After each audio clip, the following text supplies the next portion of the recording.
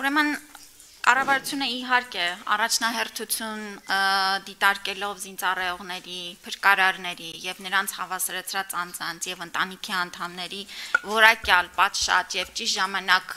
բժշկական օգնության տրամադրման հարցերը 2019 թվականի Մարդու իրավունքների պաշտպանի նաեւ տարեկան զեկույցը հիմք ընդունելով եւ հիմք ընդունելով այն սկզբունքը, որ առողջապահության ոլորտում կատարվող բարեփոխումները միանշանակ իրենց որպես կարևորագույն մաս դիտարկել են զինծառայողների բժշկական օգնության լավարկումները,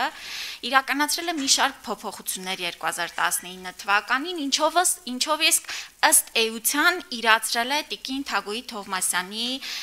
բարձրացրած հարցերը եւ ըստ էության սահմանել է այլ կարգավորման ռեժիմ բժշկական օգնությունից օգնություն ստանալու այլ ավելի բարենպաստ պայմաններ, քան այլ օրինակ շահառուների խմբի համար է նախատեսված։ Ինչին է խոսքս վերաբերվում։ Ուրեմն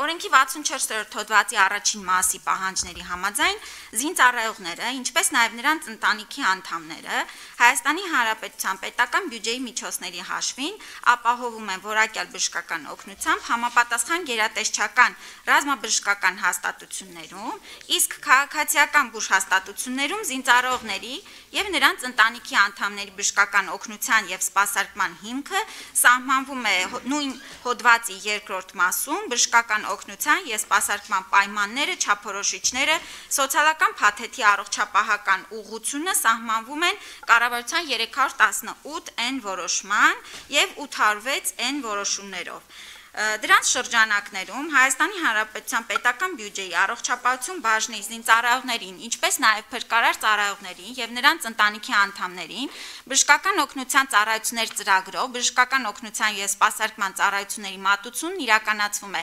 հրապարակային օֆերտայի պայմանագրով, սահմանված կարգով, պայմանագրային գումարով բյուջեի չսահմանափակման սկզբունքով, ֆինանսական փոխհատուցումն իրականացնելով փաստացի մատուցված ծառայությունների ծավալին համապատասխան, որի պարագայում համապատասխան շահառուներին բժշկական օգնությունը եւ սպասարկումը փաստացի իրականացվում է դիմելու կամ ուղեգրման հիմքով առանց հերթագրման։ Կարծում եմ ըստ էության ամբողջ այս կարգավորումը արդեն իսկ իրացնում է նրանց առաջնահերթ բժշկական օգնություն ստանալու իրավունքը եւ շատ կարեւոր մի հանգամանք չսահմանափակված բյուջեի եւ չհերթագրման սկզբունքով։ Սա ինչ է նշանակում, որ սովորական պայմաններով բժշկական կազմակերպությունները տարվա սկզբին ունենում են պետական պատվերի շրջանակային պայմանագրեր սահմանված գումարների չափերով եւ իրականացնում են մեր շահառուների բժշկական օգնությունն ու սպասարկումը կաշկանդված լինելով տվյալ բյուջետային միջոցների շրջանակներով եւ իրականացնելով հերթագրումներ քաղաքացիների սպառում են տվյալ ֆինանսական միջոցները ըստ ժամանակահատվածի։ Այս ծրագրի շրջանակներում պետական պատվերը իրականացվում է լրիվ այլ սկզբունքով։ Այսինքն բժշկական կենտրոնը կնքելով օֆերտայի պայմանագիր պետության հետ իրականացնում է զինծառայողների եւ նրանց ընտանիքի անդամների բժշկական օգնությունը չսահմանափակվելով եւ բյուջեի եւ իհարկե հերթագրման սկզբունքի շրջանակներով։ Ինչ է սա նշանակում, որ նույն հետազոտությունը անցնելու համար զինծառայողը ազատ է ընտրելու ցանկացած բժշկական կենտրոն եւ չկաշկանդված լինելու տվյալ մեկ բժշկական կենտրոնում եւ հերթ կանգնելու տվյալ բժշկական կենտրոնում անցնելու MRT հետազոտությունը։ MRT հետազոտություն իրականացնում են մի շարք կազմակերպություններ եւ այս իրավունքից նա անխոչնդոտ կարող է օգտվել եւ տվյալ պահին ազատ ցանկացած MRT ծառայությունից օգտվել ճիշտ ժամկետում։ Ինչ վերաբերվում է, տեսեք, միանշանակ մենք պետք է իհարկե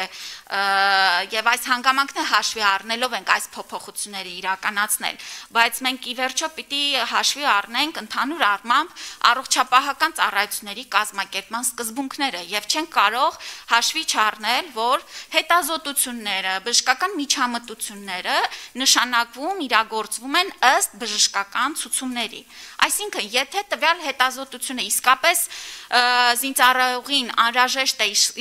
իրականացնել հրատապ կերպով հիվանդանոցային ստացիոնար բժշկական օգնության շրջանակներում, սա իրականացվում է առանց հերթագրման ստացիոնար պայմաններով, նա այդ պահին էլ կստանա իր MRT հետազոտությունը, բայց մենք չենք կարող այն հետազոտությունը, որը կարիքը չկա այս պահին անցնելու, իրականացնել արտահերթ եւ օրինակ քաղցկեղով հիվանդի MRT հետազոտությունը, որից կախված է նրա դեղորայքային բուժումը եւ այս պարագայում հետաձգման առումով ունենք առողջական լուրջ վնասներ հասցնելու խնդիր, իրականացնել ուրեմն որոշ ժամանակ անց։ Այսինքն մենք միանշանակ տալով առաջնահերթություն, տալով այլ իրավական ռեժիմ ավելի բարենպաստ, բայց այնուամենայնիվ ելնում ենք այն կանխավարկածից, որ մեր քաղաքացիների առողջական խնդիրները պետք է ուրեմն ինչ-որ կերպով նաև հավասար սկզբունքով բավարարվեն եւ այլ քաղաքացիներն էլ եթե ունեն ցուցում այդ հետազոտությունները անցնելու, պիտի ճիշտ ժամանակ անցնեն այդ հետազոտությունները։ Բացի դրանից օրենքում ուրեմն նշված նաև փորձաքննությունների մասին կուզեի անդրադարձ կատարել, ուրեմն կառավարության 2018 թվականի ապրիլի 12-ի 405 որոշման պահանջների համաձայն զինծառայողների ռազմաբժշկական փորձաքննություն իրականացնում են գերատեսչական հոսպիտալային եւ կենտրոնական ռազմաբժշկական հանձնաժողովները, իսկ քաղաքացիական բժշկական հաստատությունները նման փորձաքննություններ չեն իրականացնում, այսինքն իրավասու չեն, այսինքն այստեղ հարցը ընդհանրապես դուրս է գալիս քննարկման առարկայից։ Միաժամանակ օրենքի նախագծով առաջարկվող լրացման բովանդակությունը, այսպես օրենքի նախագծի հիմնավորմամբ չի համապատասխանում նաև օրենքի ընդունման նպատակին, քանի որ փաստացի սահմանում է այլ հարաբերություններ, քան 64-րդ հոդվածի առաջին եւ երկրորդ մասերի կարգավորումներն են, որի արդյունքում օրենքի նախագծի ընդունման պարագայում կստեղծվի իրավիճակ, օրինակ, երբ զինծառայողները առանց առաջնային կարգով ռազմաբժշկական հաստատություններում հետազոտում եւ բուժում անցնելու կդիմեն քաղաքացիական բուժ հաստատություններ, դրանով իսկ խաթարելով ամբողջ հոդվածի կարգավորումները եւ բժշկական օգնության տրամադրման սկզբունքները։ Ես առիթը օգտագործելով իհարկե կանդրադառնամ բարձրացված հարցերին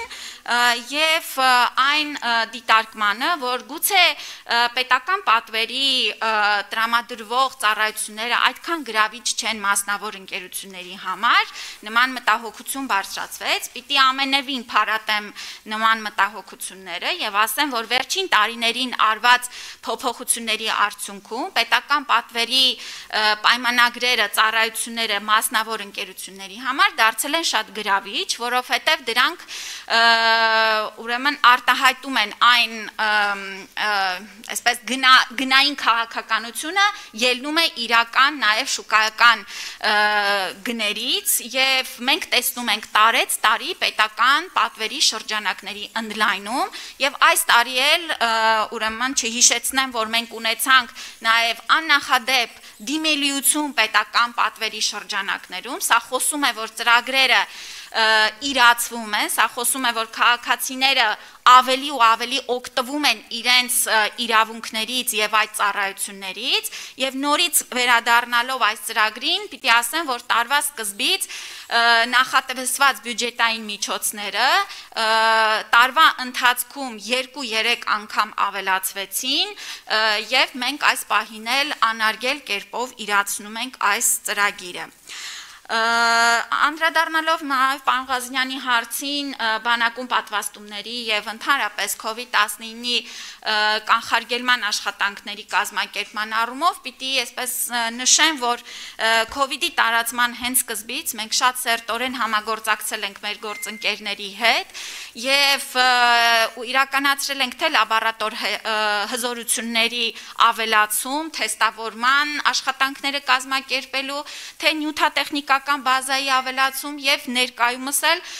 զինված ուժերը ապահոված են բոլոր տեսակի պատվաստանյութերով, անհրաժեշտ պարագաներով եւ համապատասխան վերապատրաստումներ են անցել եւ անարգել կերպով իրականացնում են ըստ սահմանված կարգի պատվաստումները,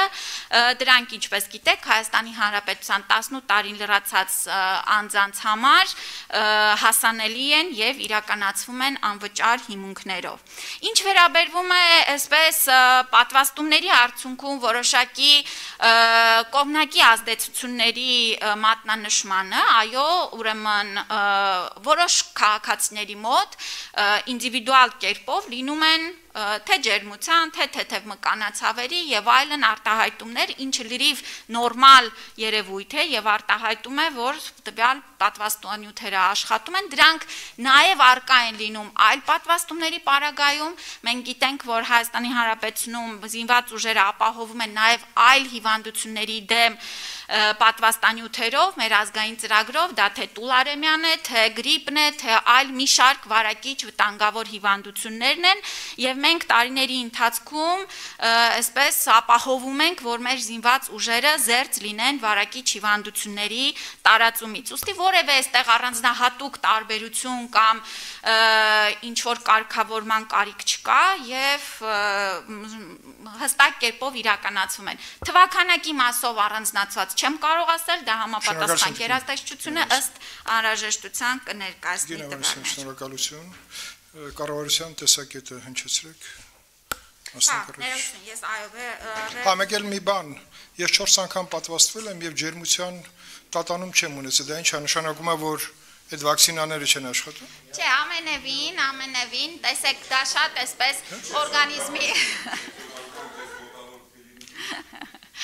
օրգանիզմի այսպես ինդիվիդուալ ռեակցիա է եւ հիմնականում այդ արտահայտումները լինում են բնակչության մոտ 15-20%-ի մոտ, այսինքն լրիվ նորմայի շրջանակներում են։ Ասեմ, որ դրանից առաջ էլ չեմ վարակվի, այնպես որ երևի օրգանիզմը պատրաստ է։ Շատ լավ։ Ուրախ եմ ձեզ համար։ Հաշվի առնելով իմ նշած հիմնավորումները, առաջարկում ենք նախագծով լրացվող զինվորական ծառայության եւ զինծառայողի կարգավիճակի մասին Հայաստանի Հանրապետության օրենքի հոդվածը թողնել անփոփոխ։ Շատ լավ, դա կառավարության տեսակետն է հիմա։